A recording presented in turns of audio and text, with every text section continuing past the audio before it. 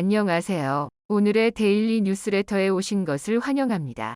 1. 한국 배터리 초토화 시킬 것. 2. 중국 상무부 긴급 성명. 3. 외신들. 한국 진짜 대단하다. 난리난 상황. 한번 진실을 알아봅시다. 한국 기업들의 미국 내 추가 투자 철회라는 폭탄 발표가 쏟아져 나오면서 바이든이 한국에 대한 충격적인 보복을 예고해 논란이 되고 있습니다. 세계에서 가장 많은 리튬 광산이 있는 남미국들과 미국의 특별한 관계를 이용해 한국의 리튬 공급을 끊어버릴 수 있다는 충격적인 소식이 전해졌는데요. 바이든은 남미 3국의 석유 오펙을 모방한 조직 리튬 산업 오펙을 만들어 리튬 수출을 철저히 통제하고 가격 담합도 할 수 있다며 미국이 원하면 한국의 리튬 수출을 끊어버릴 수 있는 강력한 카드도 손에 쥐려 하고 있습니다. 자, 그런데 대반전이 일어났습니다. 바이든의 이러한 폭탄 발표가 아무렇지도 않다는 듯 웃고 있는 한국의 전기차 배터리 회사들. 놀라운 것이 공개됐는데요. 삼성과 현대, LG 등 미국의 수백조 원의 투자를 발표했던 한국 기업들이 추가 투자를 미국이 아닌 중국과 다른 나라에 하겠다는 폭탄 발표가 나온 후 바이든이 한국에 대한 대대적인 복수를 발표했습니다. 너무나 충격적인 일이 벌어졌는데요. 삼성전자가 미국에서 제기된 반도체 특허 침해 소송에서 4천억 원에 달하는 배상금을 지불하라는 배심원 판결을 받았습니다. 일각에서는 바이든이 압력을 가했을 수도 있다는 충격적인 소식을 전했는데요. 로이터 통신에 따르면 텍사스주 동부연방지방법원 배심원단은 21일 현지 시간 미 반도체 기업 넷리스트가 삼성전자를 상대로 낸 메모리 특허 침해 소송에서 넷리스트의 손을 들어주고 배상액을 3억 300만 달러, 4,035억 원 이상으로 판결했습니다. 미국 법원은 삼성전자의 고성능 컴퓨터에 사용되는 메모리 모듈이 넷리스트의 특허 5건을 침해했다고 판단했다고 로이터는 전했습니다. 넷리스트는 지난 2021년 클라우드 컴퓨팅 서버에 사용되는 삼성의 메모리 제품과 다른 데이터 기술이 자사의 특허를 침해했다며 소송을 제기했고 배상금으로 4억 400만 달러, 5,381억 원을 요구했습니다. 넷리스트는 자사 기술이 메모리 모듈의 효율을 높여 단기간에 많은 양의 데이터에서 유용한 정보를 도출할 수 있도록 해주며 삼성전자가 프로젝트에서 협업한 이후 특허 기술을 가져갔다고 주장했습니다. 남성전자는 넷리스트의 특허가 무효이며 자사의 기술이 넷리스트의 기술과는 다르게 작동한다고 맞서왔습니다. 모든 사람이 당연히 삼성전자가 승리할 것이라 예상했습니다. 그것도 아주 깔끔한 완승 말이죠. 그런데 공교롭게도 바이든이 한국의 보복을 예고한 직후 충격적인 결과가 나왔습니다. 삼성전자는 2023년 1분기에 반도체 대규모 적자를 기록하면서 고작 6천억 원의 영업이익을 올렸는데요. 이 중에 4천억 원을 미국에 내야 하게 생긴 것입니다. 너무나 충격적인데요. 여기서 끝이 아닙니다. 한국수력원자력도 미국 웨스팅하우스의 소송장을 받아들었습니다. 작년 10월 이 원자력 설계업체는 한국수력원자력이 자신들의 기술로 개발한 원전을 폴란드 등 동유럽에 판매한다면서 이를 막아달라고 미국 컬럼비아 특별구 연방법원에 소장을 제출했는데요. 이 말도 안 되는 요구를 미국 법원이 받아들인 것입니다.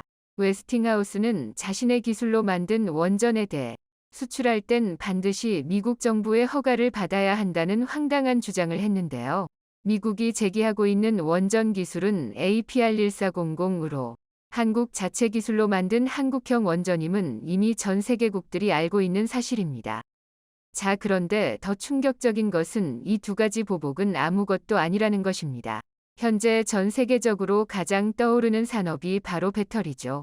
이미 한국의 배터리 3사가 받은 수주 규모만 해도 1,000조 원을 돌파하며 역사상 가장 크고 위대한 산업으로 꼽히고 있는데요.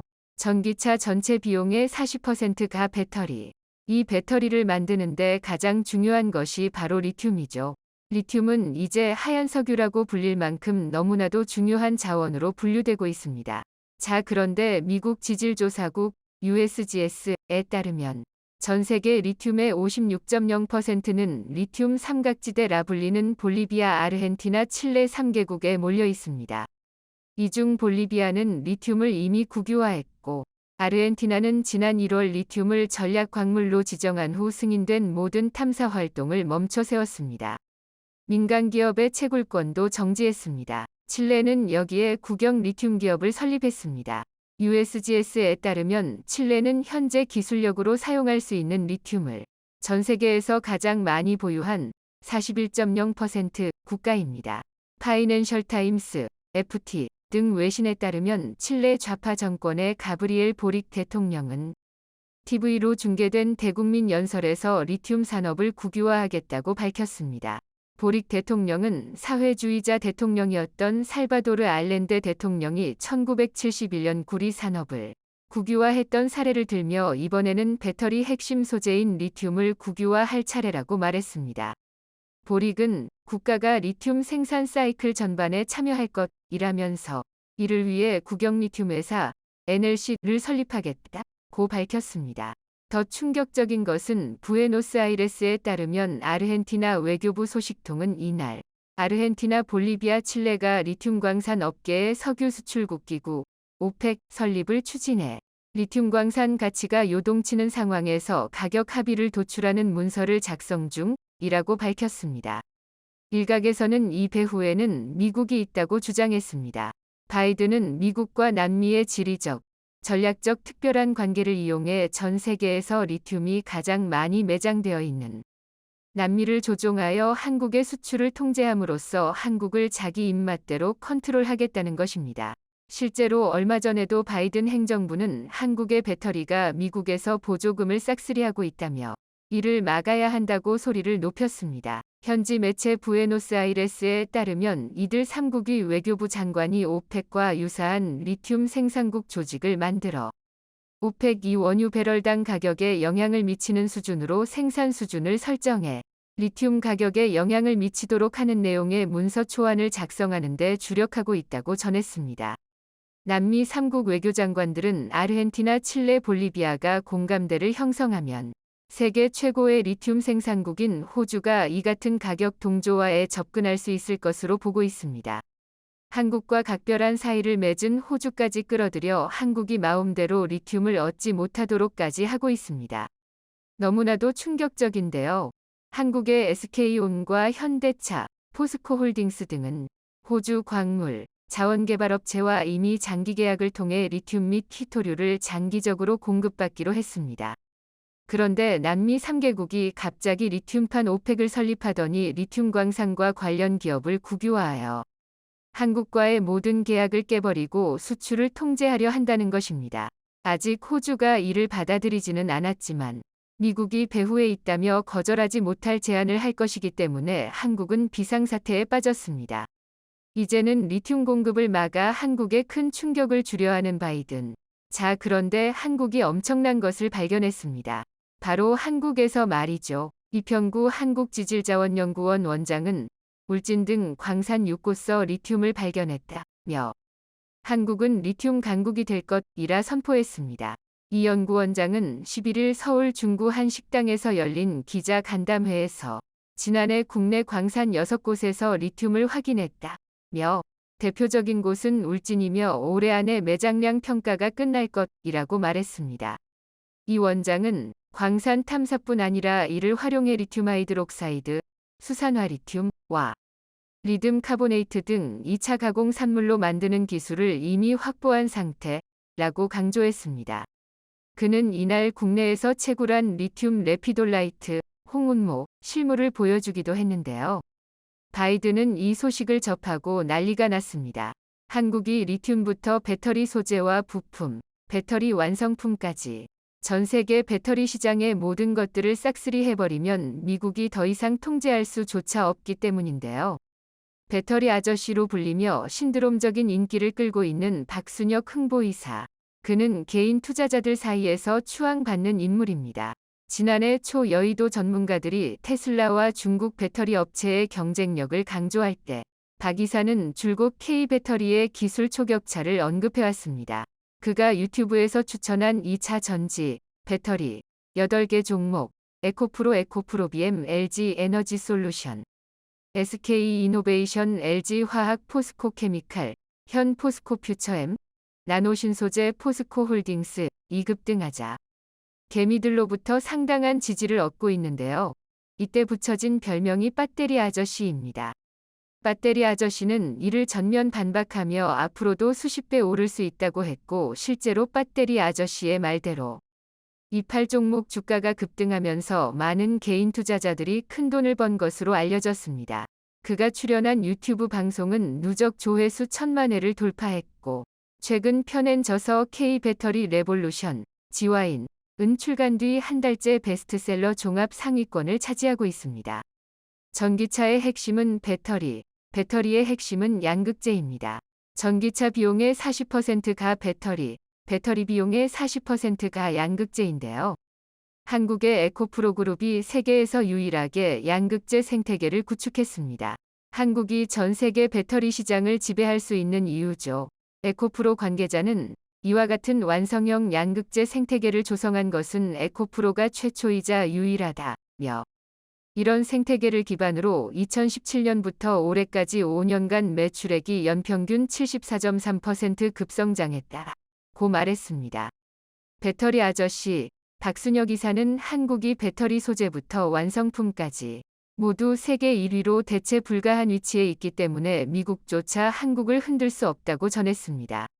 반도체의 경우 실리콘 웨이퍼와 폴리이미드, 불화수소 등과 같이 반도체를 만드는데 꼭 필요한 소재는 일본이, 5나노 이하 공정에 꼭 필요한 EUV 장비는 네덜란드가, 반도체 장비는 미국이 꽉 잡고 있습니다. 이 때문에 미국이 일본을 필두로 한국의 반도체 산업을 마음대로 쥐락펴락할 수 있었고, 이 때문에 한국은 최근까지도 골머리를 썩고 있죠.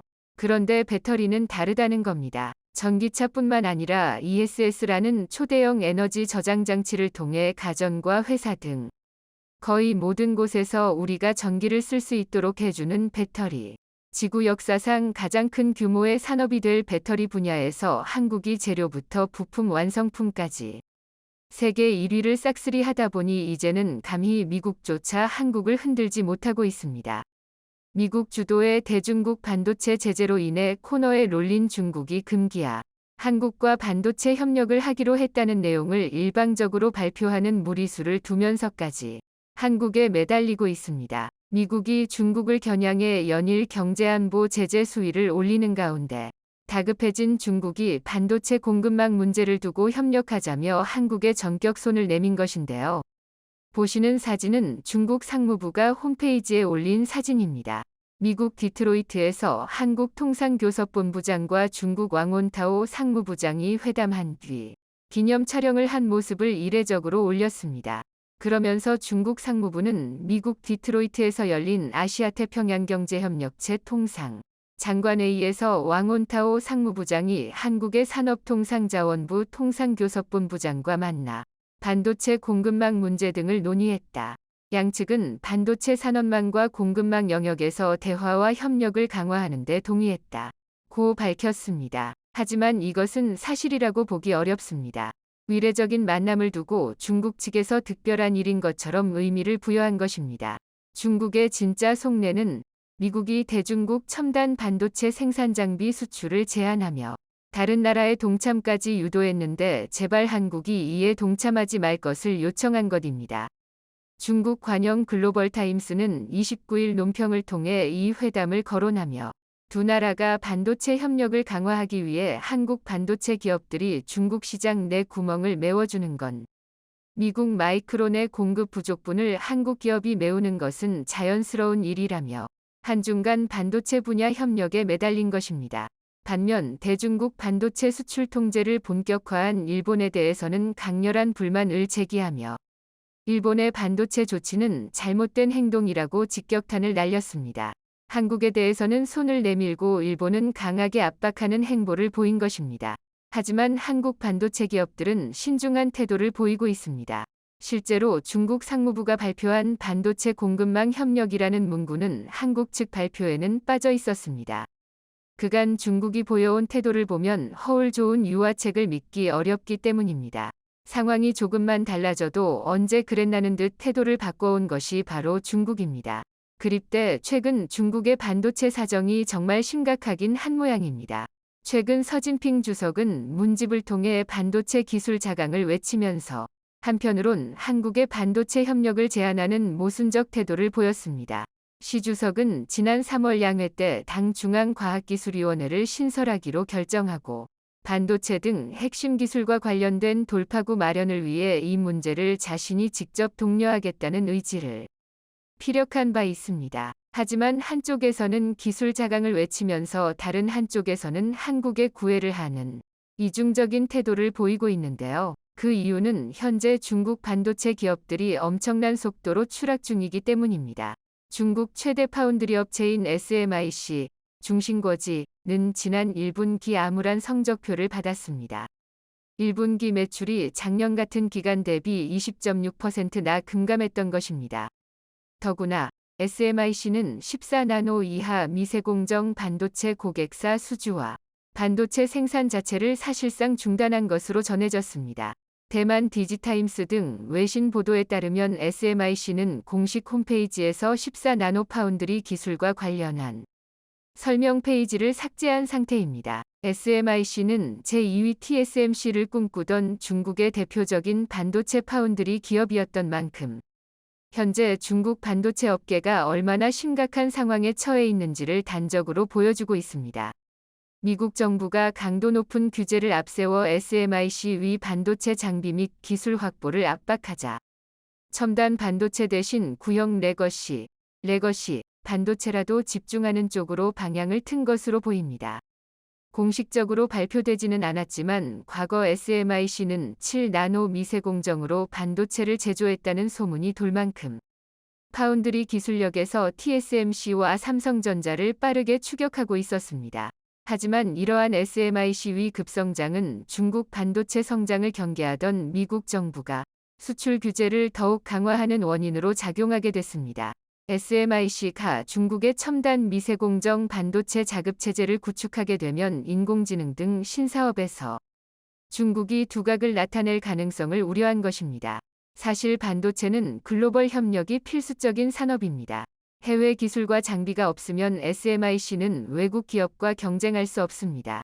TSMC와 삼성은 2018년부터 7나노미터 칩을 생산하기 시작했으며 두 회사 모두 이를 위해 SMIC에는 없는 ASML 위 EUV 스캐너를 사용했기 때문입니다.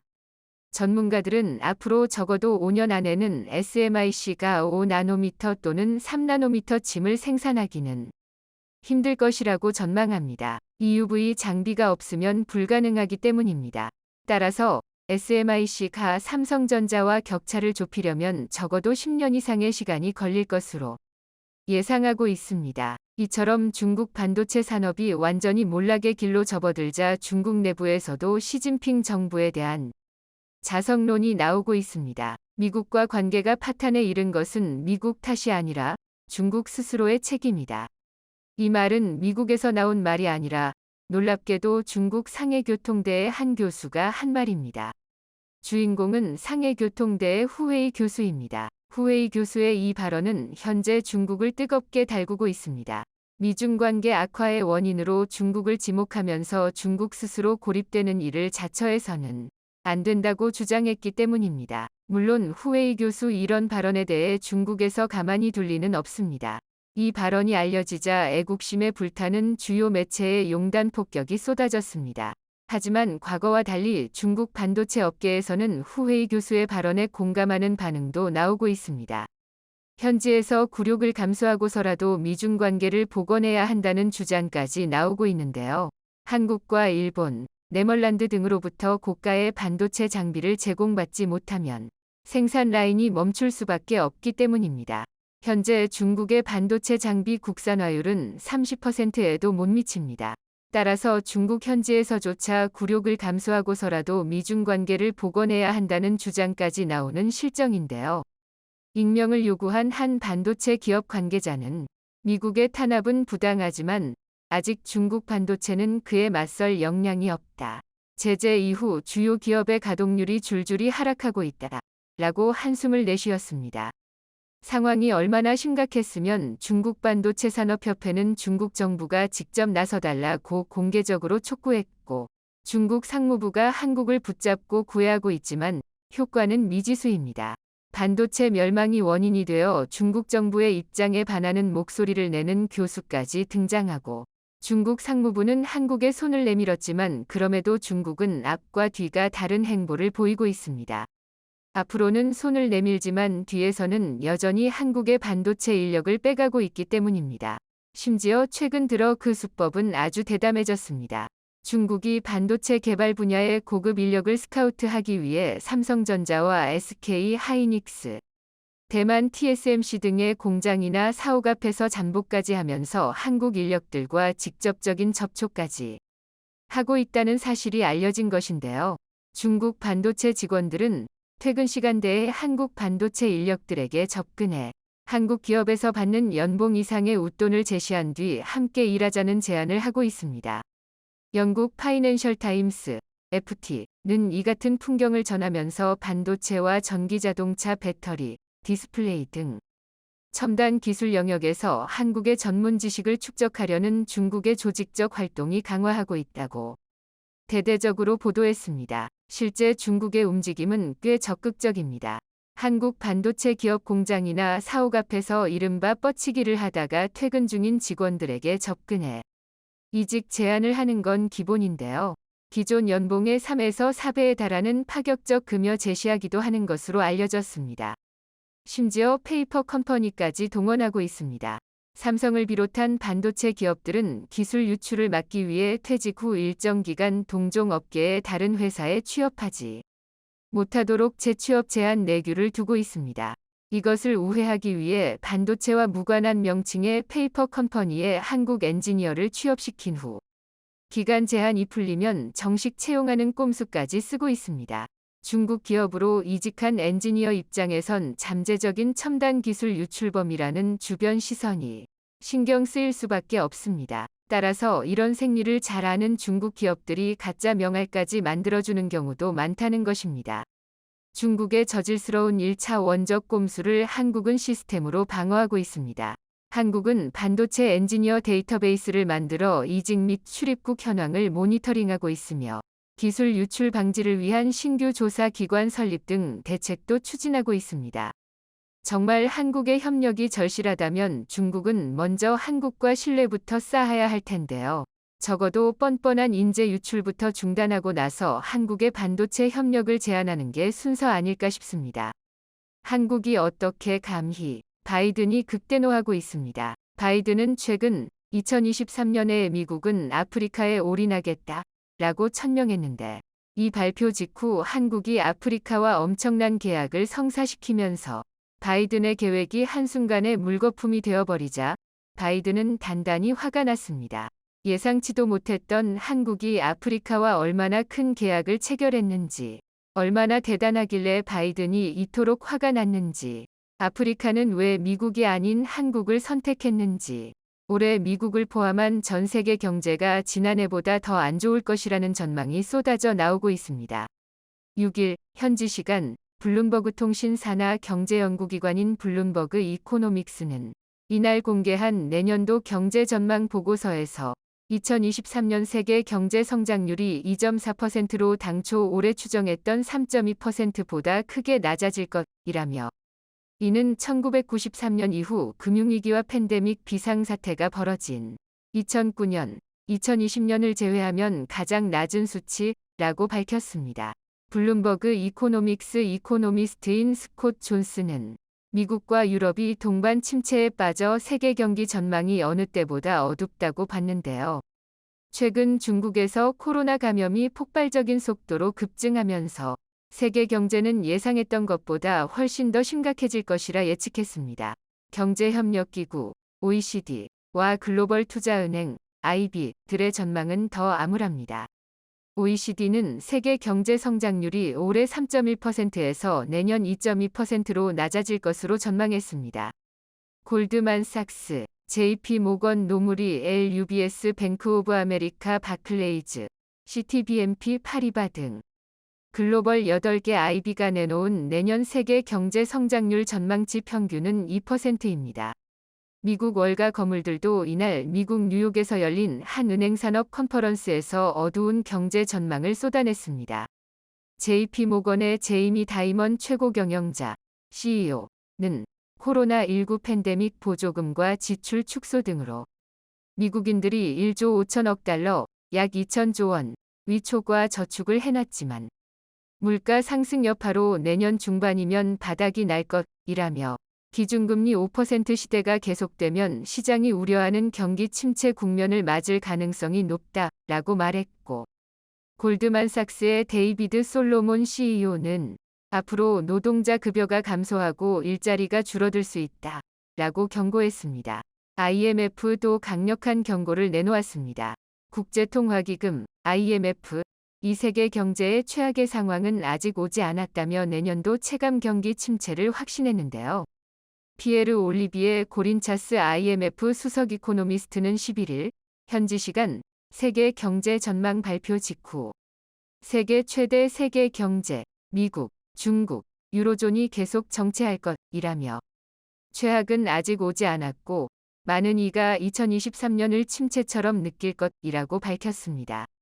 이렇게 세계 경제가 최악의 상황으로 치닫다 보니 현재 미국과 유럽, 중국, 일본 등 주요국들은 새로운 경제 성장 기회를 모색하기 위해 혈안이 되어 있고 미국, 중국, 일본이 선택한 곳은 바로 아프리카. 시진핑도 1대1로의 중심은 아프리카라며 아프리카에 중국 돈을 무한대로 공급하며 올인했고, 바이든 미국 대통령도 최근 2023년에는 미국이 아프리카에 올인하겠다라는 폭탄 발표를 했습니다. 미국이 8년 만에 아프리카 정상회의를 개최한 가운데 조 바이든 대통령이 미국은 중국과 다르다는 점을 우회적으로 언급하면서 아프리카에 올인 다 걸기 하겠다고 밝혔습니다. 바이든 대통령은 14일 현지 시간 워싱턴 DC에서 열린 미국 아프리카 비즈니스 포럼에 참석해 미국은 아프리카의 포용적 성장과 관련된 모든 측면을 지원하고 미국과 아프리카 기업 간 지속적인 상업적 관계를 위한 최적의 환경을 만들기 위해 전력을 다하고 있다라고 말하면서 2023년에는 미국이 가능한 모든 자원을 총동원해 아프리카에 미국의 모든 것을 걸겠다고 선포했습니다. 그는 그러면서 나는 같이 성공하는 것과 기회를 강조한다. 아프리카가 성공할 때 미국이 성공하고 전 세계도 성공한다 라고 밝힌 뒤 미국은 아프리카에 올인하고 있다 라고 밝혔습니다. 바이든 대통령은 이 자리에서 미국과 아프리카 대륙 자유무역협정 FTA 기구 간 업무협약 MOU 체결, 빈국 지원 정책기금을 운용하는 미국 MCC 밀레니엄 챌린지 코퍼레이션 위 베넨과 니제르 지원, 미국 국제개발금융공사의 아프리카 디지털 전환 관련 3억 7천만 달러 규모 신규 프로젝트 발표 등을 거론했는데요. 이때까지만 해도 전 세계 언론들은 미국이 아프리카에서 원전 등 초대박 수주를 싹쓸이할 것이라 대대적으로 보도했는데요. 놀랍게도 일본도 아프리카에 올인을 선언했습니다. 일본이 미중 전략 경쟁의 주요 무대로 떠오른 아프리카에 2023년 올해부터 3년 동안 총 300억 달러, 약 40조 2,900억 원을 투입하겠다고 밝혔습니다. 기시다 후미오 일본 총리는 아프리카 튀니지에서 개막한 제8차 아프리카 개발회의 TICAD 온라인 기조 연설에서 일본은 아프리카와 함께 성장하는 파트너이고 싶다. 2023년 올해부터 3년 동안 민관을 합쳐 총 300억 달러 규모의 자금을 투입하겠다. 라며 일본도 아프리카에 올인하겠다는 뜻을 밝혔습니다. 이렇게 중국과 미국에 이어 일본까지 아프리카에 천문학적인 돈을 쏟아부으며 올인하겠다 라고 선포한 이유는 우리의 상상을 초월할 만큼 놀라웠습니다. 총 54개국이 모여있는 아프리카는 UN 회원국의 4분의 1을 차지하는 등 국제 외교 무대에서 상당한 영향력을 갖고 있습니다. 즉 2030년에 열릴 세계 엑스포도 한국에서 열릴지 유럽 국가에서 열릴지도 아프리카 54개국의 투표에 의해 결과가 완전히 바뀌고 IMF 수장을 뽑는 선거에서도 아프리카 54개국의 투표에 의해 결과가 완전히 바뀌고 있습니다. 지난해 3월 뛰어난 능력과 전 세계적 인기로 가장 강력했던 국제노동기구 사무총장 후보 간경화 전 장관. 하지만 결국 아프리카 출신의 질베르 웅보가 당선됐는데요. 이처럼 주요 국제기구의 수장들이 모두 아프리카의 투표에 의해 결정되고 있다 보니 아프리카 국가들을 자신들의 편으로 만드는데 미국과 중국, 일본까지 합시해 올인을 외치고 있는 것입니다. 게다가 아프리카의 인구가 계속 늘고 있어 2050년 세계 인구의 4분의 1을 차지할 것으로 예상되고 있습니다. 저출산으로 고통받고 있는 한국, 일본, 미국 등 주요국들과는 달리 아프리카의 인구수는 폭발적으로 증가하고 있습니다. 2030년이면 17억 명, 2100년이면 무려 44억 명에 달할 것으로 추정되고 있는데요. 아프리카는 잠재력을 가진 거대 시장일 뿐 아니라 천연가스나 광물 자원 등도 풍부합니다. 남아프리카 공화국에는 무려 전 세계 백금의 90% 가까이가 매장되어 있고 만간 77%, 금 31%. 콩고민주공화국에는 전 세계 코발트의 36%, 전 세계 산업용 다이아몬드가 무려 27%나 매장되어 있습니다. 이렇게 전 세계 핵심 금속의 대부분이 아프리카에 매장되어 있음에도 채굴 기술이 부족해 아직 채굴이 거의 이루어지지 않고 있습니다. 미국, 중국, 일본이 올인을 외치며 탐낼 만하죠. 자, 그런데 한국이 아프리카에 상륙하면서 상황이 180도 바뀌어 버렸습니다. 아프리카는 미국도, 일본도, 중국도 아닌 바로 한국을 선택하면서 전 세계를 발칵 뒤집어 놓았습니다.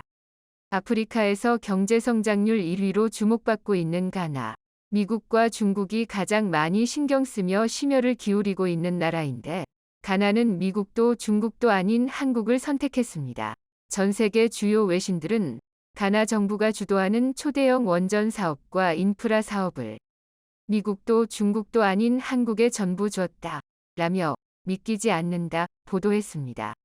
남아공은 원전 사업뿐만 아니라 기존에 중국에 줬던 채굴권도 한국에 대신 주기로 하는 등 파격적인 결단을 내리면서 중국을 큰 충격에 빠뜨렸습니다.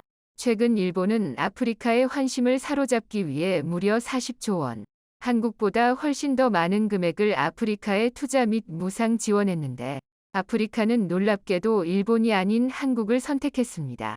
아프리카 전문가들은 아프리카가 일본 대신 한국을 선택한 이유에 대해서 한국은 뜨는 해, 일본은 지는 해다. 한국을 선택하는 것은 당연한 일이다 전했습니다. 실제로 최근 미국 어스 뉴스 애널드 리포트 USNWR는 군사력, 경제력, 외교력을 함산해 평가하는 세계에서 가장 강력한 국가 더 플레인츠 모스트 파워풀 컨트리즈 순위를 발표했는데 한국이 프랑스와 일본을 한 번에 제치고 세계 6위를 기록한 이유에 대해서 한국의 첨단 기술, 서비스 기반 경제는 외국인 투자 성공 사례로 경제협력개발기구 OECD 개발원조위원회 기금의 첫 수혜자가 되었고 이후 기금 기부자가 됐다.